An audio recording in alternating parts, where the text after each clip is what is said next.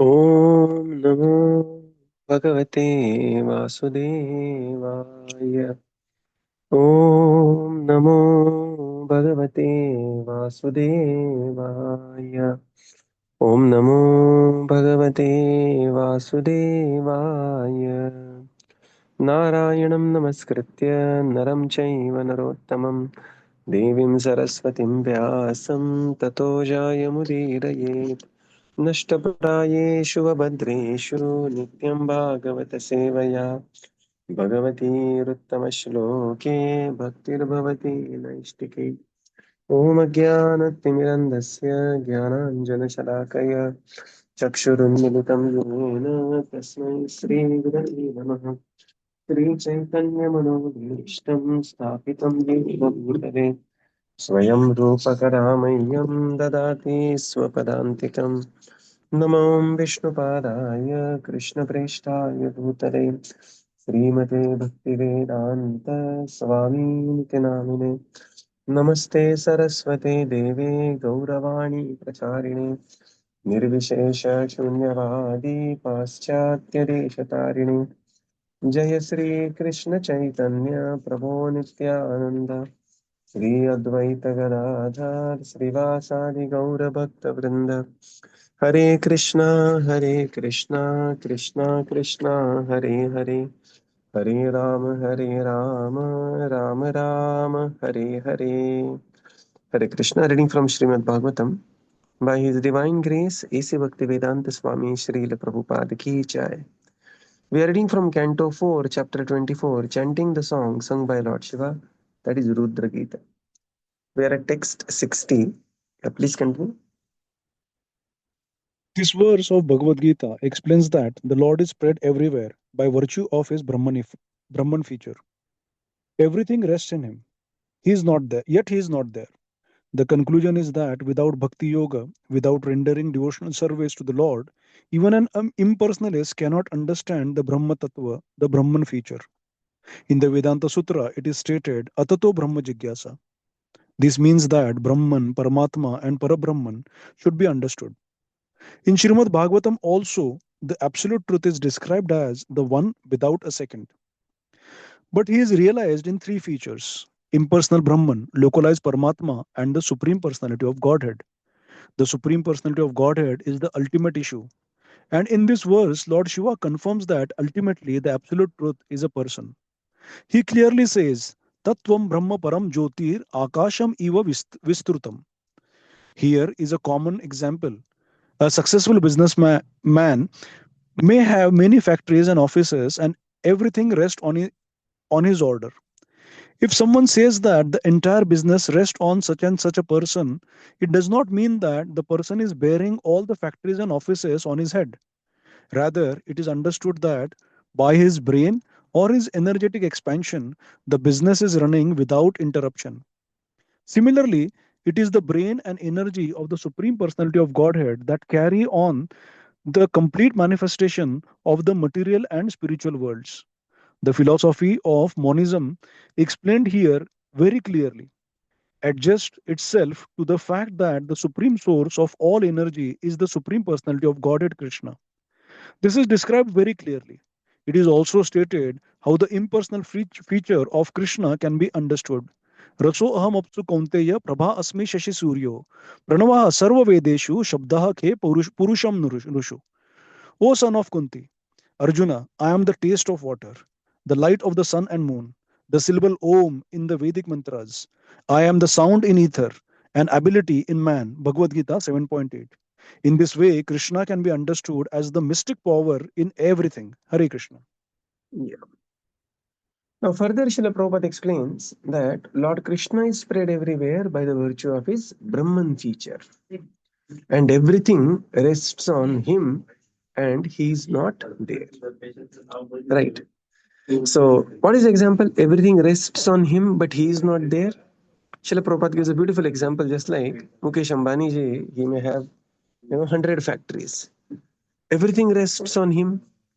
Now, when we say everything rests on him, doesn't mean that on one hand Mukesh Ambani's Reliance Jio is there, another hand refineries are there. No, not like that. Prabhupada says that it does not mean that the person is bearing all the factories and offices on his head. Rather, it is understood that by his brain or his energetic expansion, the business is running without interruption. Right? So, that is the meaning of rests on him. Correct. Similarly, the Lord conducts all the. So, Mukesh Ambani may have 100 factories, everything rests on him, but he is not in them. He may be sitting in Antalya, barabar, peacefully in his swimming pool, and the 100 factories are going on. Right. Similarly, Golokeva Nivasatya Khilatma Bhuto Govindamadi Purusham Tamaham Bhajami. Lord Krishna is sitting in his own Antalya, that is Golok Vrindavan, right? And whole material affair, spiritual affair is peacefully going on. Prabhupada says, therefore, the conclusion is that without Bhakti Yoga, even the impersonalist cannot understand Brahman. Forget about understanding the Bhagavan. Without Bhakti Yoga, even the impersonalist cannot understand the Brahman feature. The Lord is explained in three features. Vadanti tattvavidas, tattvam yajnanamadvayam, brahmeti, paramatmeti, bhagavaniti shabdate. And even to understand Brahman, one has to perform Bhakti Yoga. Otherwise, one will misunderstand even the Brahman. And then further, Srila Prabhupada quotes that the philosophy of monism is very clearly explained that the Supreme Lord, what is the monism? The Supreme Lord is the source of all the energies. And then Prabhupada quotes 7.8, Rasoham Apso Kaunteya, Prabhasmi Shashi Suryo. Krishna is to be understood as the mystic power, Tejas Tejas Vinamaham, of everything. Text 61. Bibharati Bhuya. Exactly.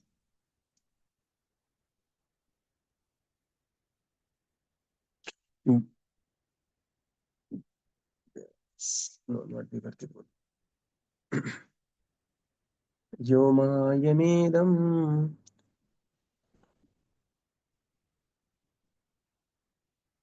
Pururupasrasrajat Bibharati Bhuya Kshapanti Vikrayah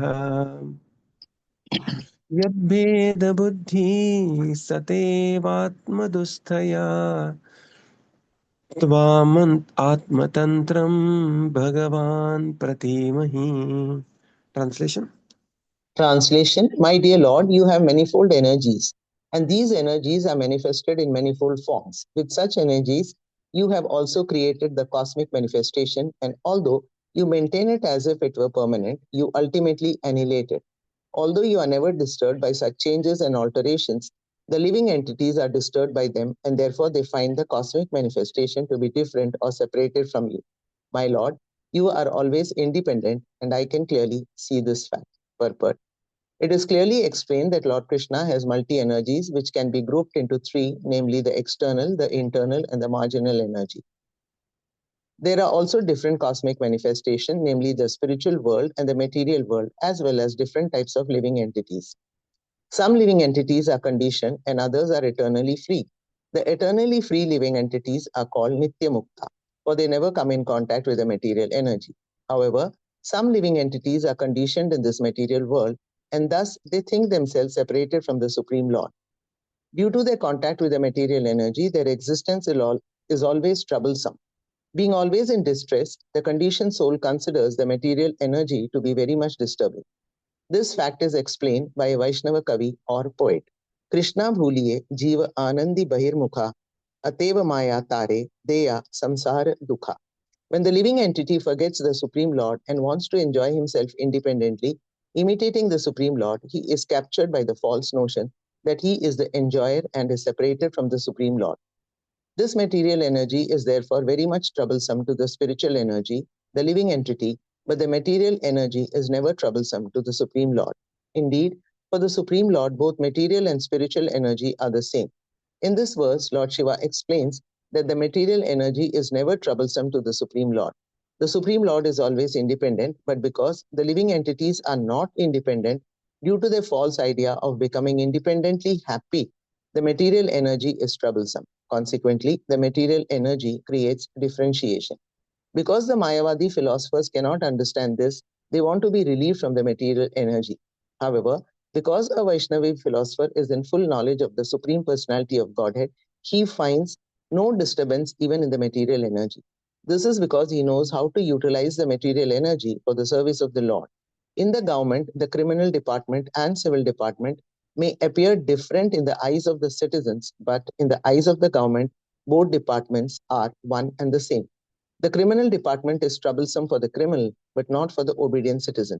Similarly, this material energy is troublesome for the conditioned soul, but it has nothing to do with the liberated souls who are engaged in the service of the Lord.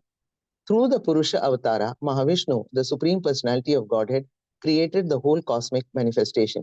Simply by breathing out all the universes, the Lord creates and maintains the cosmic manifestation as Lord Vishnu.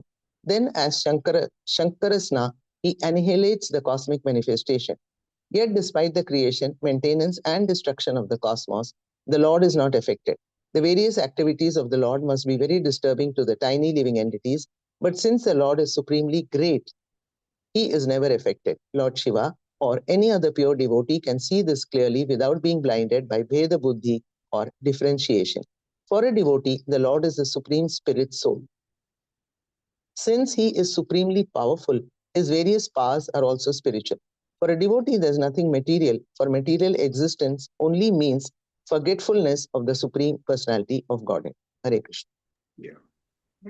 Now Lord Shiva prays that, my dear Lord, you have multifarious energies, and these energies take multiple forms. By these energy you create, maintain, and ultimately annihilate. And you are never disturbed by this dance of the energies, and I can clearly see this fact. And who is this I? Lord Shiva is saying, my dear Lord, I can very clearly see this fact. In the purport, Srila Prabhupada explains that Lord Krishna has multi energies, parasya shakti vividhaiva shruyate, right? And these predominantly can be categorized as internal energy, external energy, that is Maya, internal energy is Atma Maya, and then there is marginal energy, that is the Shakti, that is Jiva Shakti. And then there is further classification. Internal energy is classified as Ladhini, Samvit, Sandhini. External energy is classified as Sukshma and Sthula, 5 plus 3, Bhumi, Rapo, Nolo, Vayu. And then there is Jiva Shakti, that is marginal energy. And then within those energies, there can be further classification. Just like, the air is further classified as oxygen, hydrogen, nitrogen, so on and so forth, right? So, so this is the interplay of material energy. And by his material energies, he is conducting all the affairs.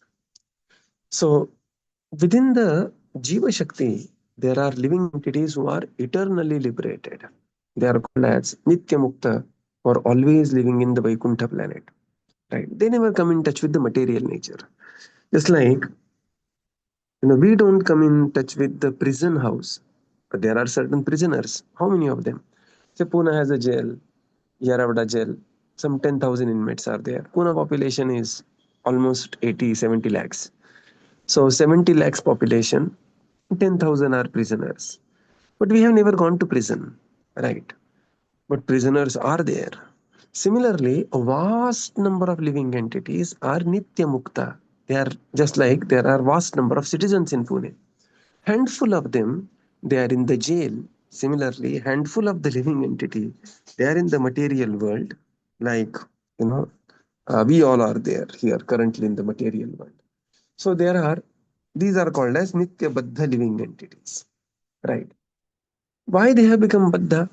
Because they wanted to exploit and had a false notion that they are the enjoyer and separated from the Supreme Lord. Srila Prabhupada quotes here, Krishna bhuliya sejiv anadi bahirmukha ataiva mayatara deya samsara dukha. Krishna bhuliya, somehow, ichchadvesha samuttena, or one reason or another, living entity has somehow forgotten the Supreme Lord.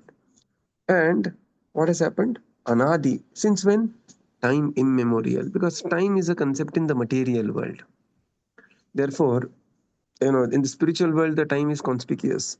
The time, is a variable parameter in the spiritual world. Time is an absolute parameter in the material world. Therefore, when did I get conditioned is a very irrelevant question, because it's a very temporary variable in the material world, time. So Anadi Bahirmukha, living entity became Bahirmukha. Krishna boliya jeev, bhogavancha kare. And then what happened? Nikatastha maya tara, ateva maya tara, dei samsara dukha, japati adhare. The living entity is thus come under, captured by the false notion of being the enjoyer, and that itself is a maya. Although the Maya is troubling living entity in various ways, Maya is never troubling the Supreme Lord. Just like when you go to somebody's house and you may see some ferocious, animal. And sometimes people have snakes also in the house. There are people who have pet snakes, pet dogs, and many pet animals have come up nowadays, not only dogs. So the ferocious animal is ferocious for somebody who is a stranger. But the Alsatian dog is very happy with the master. And, so Prabhupada says here, a living entity,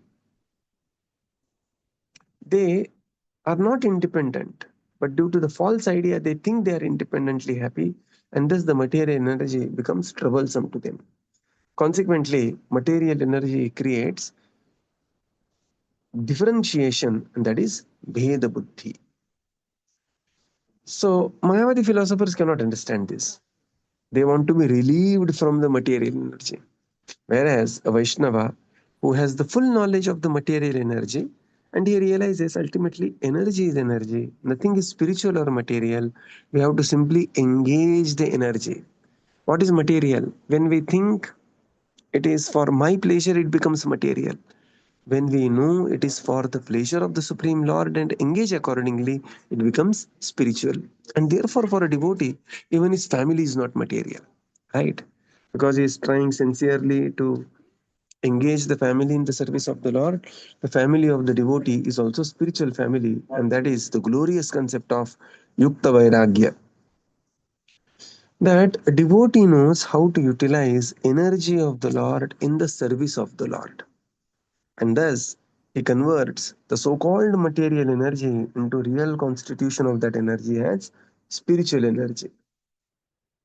And Prabhupada says, just like one may see the differentiation between the criminal department and civil department. What this means is, just imagine, police beating left and right, the criminal, and you see the teacher very lovingly teaching to the students who is sitting in the class. So one situation is sattva guna, another situation is tamo guna. One can see the criminal is screaming, students are very happy, students are given a toffee, criminal is giving a big slap. So one may see differentiation from the two departments, but from the eyes of the government, ultimately both are for reformation. Because the one set of citizens are acting obediently, they are given one treatment. Another set of citizens, because they are acting disobediently, they have disobeyed the law, they are given another treatment. But ultimately, it is the treatment out of compassion for the welfare of both the citizens. Police department is beating so that they will be reformed of the bad habits and come and lead a normal citizen life in the. And whenever the mistake is done, right, the citizen is taken. Like, big professor from Latur, and he was a celebrated professor, but he made a mistake, and now he is taken. So from the teaching department, he has gone to criminal department, right? So this is the interplay of the energy of the Lord based on the behavior of living entity, right? Then there is a description of Mahavishnu, that simply by breathing He is, creating the universes. Yasyaika Nishvasita Kalamathavalambya Jivanti Roma Vidaja Jagadandanatha. He creates, he maintains, and ultimately, as Sankarshana, he annihilates. Lord Shiva helps in the annihilation, taking the 11 Rudra forms and doing the Tandav, but ultimate annihilation is done by the master of Lord Shiva, that is Lord Sankarshana. So, and this dance of the energy continues to go on, right? But he is never affected. And therefore, the Buddhi Ved, the differentiation is only for those who do not understand the purpose of the Supreme Lord. For a devotee, there is no Buddhi Ved. He understands the various powers of the Supreme Lord, and thus he forgoes the material existence by constant remembrance of the Supreme Lord, by chanting the holy names Hare Krishna, Krishna Krishna, Hare Hare, Hare Rama, Rama Rama, Hare Hare. Text 62. क्रियाकलापैरिदं क्रियाकलापैरिदमेव योगिनः श्रद्धान्विता साधु यजन्ति सिद्धये भूतेन्द्रियान्तकरणोपलक्षितं वेदे च तन्त्रे च त एव कोविदः. Translation. My dear Lord, your universal form consists of all five elements: the senses, mind, intelligence, false ego, which is material, and the Paramatma, your partial expansion, who is the director of everything. Yogis other than the devotees, namely the Karma Yogi and Jnana Yogi, worship you by their respective actions in their respective positions.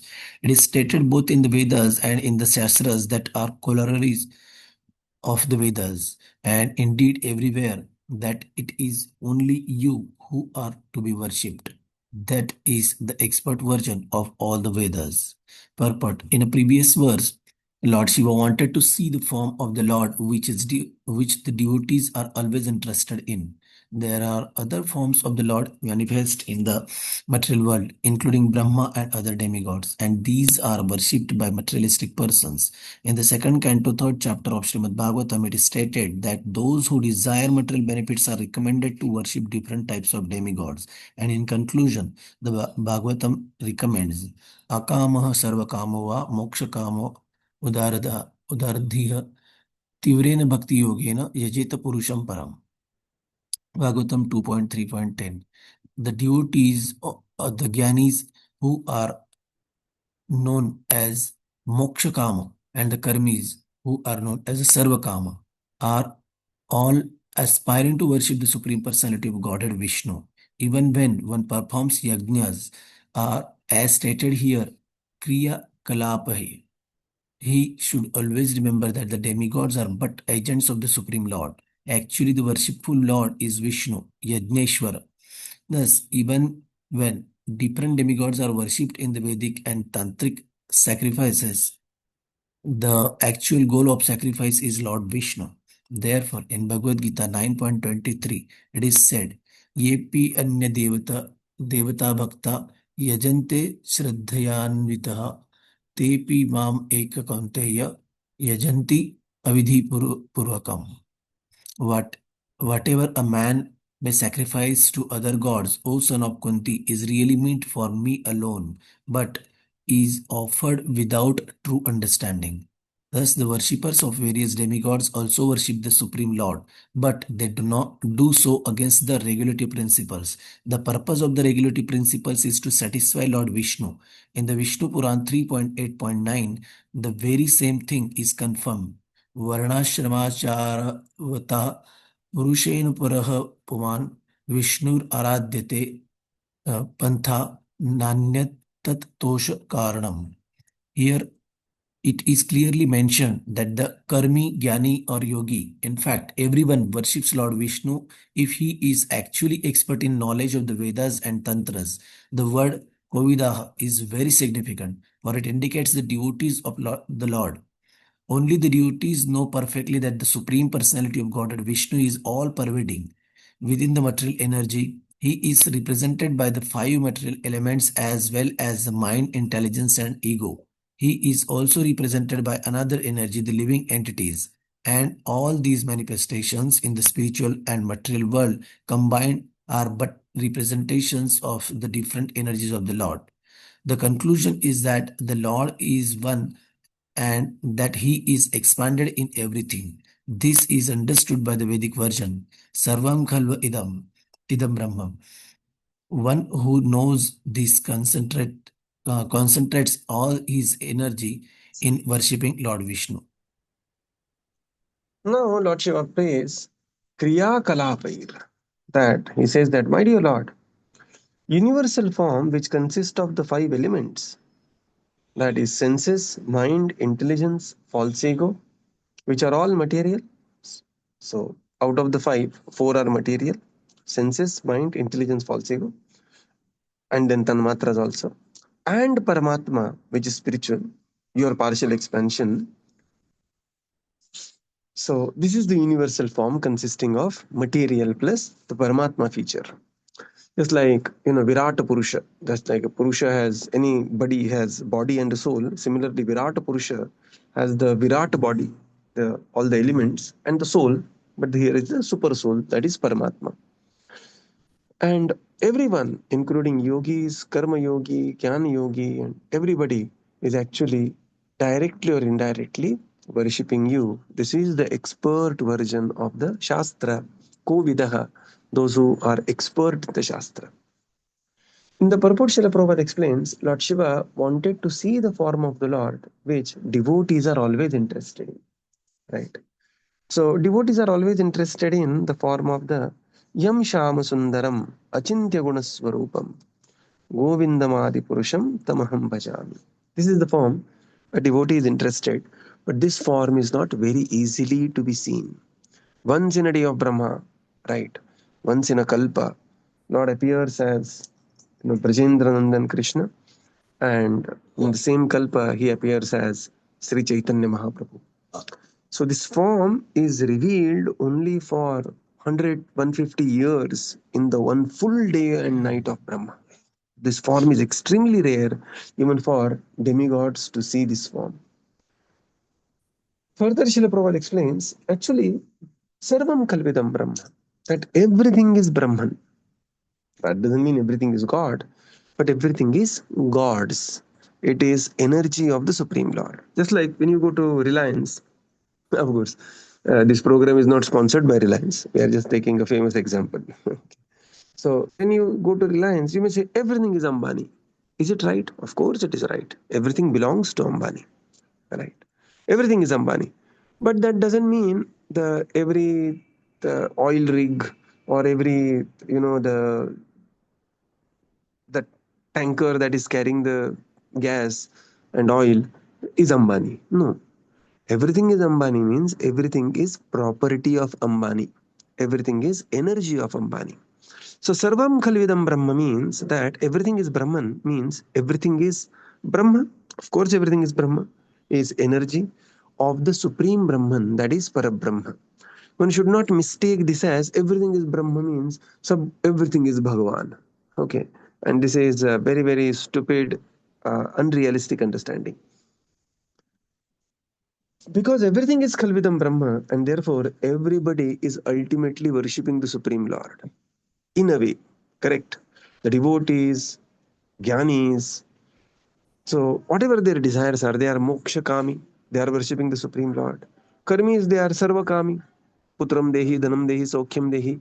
They are worshipping this devata or that devata. But ultimately, what is the devata? It is also energy of the Supreme Lord. They are also jiva tattva. Except Lord Shiva and Durga. All devatas are jiva tattva. And from where they are receiving the benefits? They are receiving the benefits from the Supreme Lord. Antavattu phalam tesham. Tadbhavati alpamedasam. So ultimately, everybody, directly or indirectly, is worshipping the Supreme Personality of Godhead. Bhajanti avidhi purvakam. When somebody is worshipping Devata for the material benefit, what is happening? He is ultimately worshipping the Supreme Lord, but it is avidhi purvakam. It is not the Rajamarga of devotional service. And therefore the verse conclude, Tivrena bhakti yogena jajeta purusham param. That whatever desire one has, instead of going to the shopkeeper better go to the Father and fulfill one's desire, right? And this is the conclusion of Kovidaha. Kovidaha means those who are expert in the Shastra. They know that the Lord Vishnu is all pervading and ultimate goal of the living of everybody. And therefore, instead of indirectly worshipping the Supreme Lord, they directly worship the Supreme Lord following Varnashrama Acharavat. So we will conclude here and continue tomorrow. Shri Prabhupada ki jai, Jai. Gaura Bhakta Vrinda ki jai. Thank you, Prabhupada. Thank you, Thank you, everybody. Hare Prabhupada. Krishna. Thank you, Guruji. Thank you, Thank Prabhuji. you. Thank you very much. Prabhu, Hare Hare Krishna. Krishna, Pranam. Thank you, Prabhuji. Hare Krishna. Hare Krishna. Thank you, Prabhuji. Hare Krishna. Dhanavad. Hare Krishna. Thank you, Prabhu. Thank you, Prabhuji. Hare Krishna. Hare Krishna. Thank you, Thank you, Prabhupada. Prabhuji. Hare Thank you, Krishna. Prabhuji. Hare Krishna. Dandot Pranam.